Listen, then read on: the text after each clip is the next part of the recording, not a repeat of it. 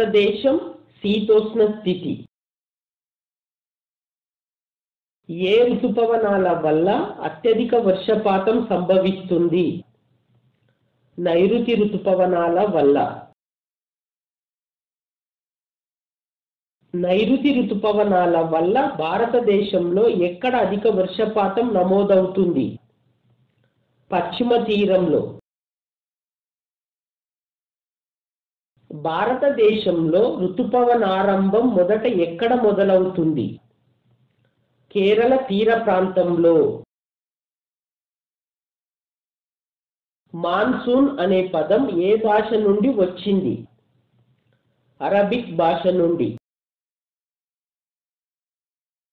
భారతదేశంలో అధిక వర్షం నమోదైన ప్రాంతం ఏది? మాసిన్రామ్. అత్యధిక వర్షం నమోదైన మాసిన్రామ్ ఏ రాష్ట్రంలో ఉంది? మేఘాలయ రాష్ట్రంలో.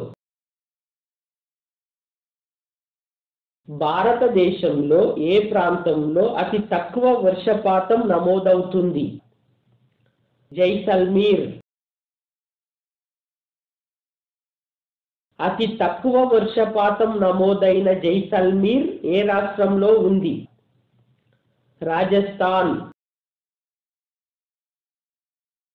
భారత ప్రభుత్వం జాతీయ వరద నివారణ కార్యక్రమంను ఏ సంవత్సరంలో చేపట్టింది? 1954వ సంవత్సరంలో. ఋతుపవనాలు అంటే ఋతువులను అనుసరించి పవనాలు వీయడం, వెనుకకు మళ్ళడం. ఋతుపవనారంభం అంటే అకస్మాత్తుగా వర్షాగమనం. కరువు అనగా సామాన్య వర్షపాతంలో 75% కంటే తక్కువ వర్షపాతం ఉండే స్థితి. శీతోష్ణ స్థితిని ఇంగ్లీషు భాషలో ఏమంటారు? క్లైమేట్. క్లైమేట్ అను పదం ఏ పదం నుండి ఉద్భవించింది? క్లీమా అను గ్రీకు పదం నుండి. ఋతుపవనాలు ఎలా ఏర్పడతాయి? భూమి నీరు వేడెక్కడంలో గల వ్యత్యాసం వల్ల. భూభాగం పై నుండి సముద్రం మీదకు వీచే పవనాలను ఏమంటారు? భూపవనాలు.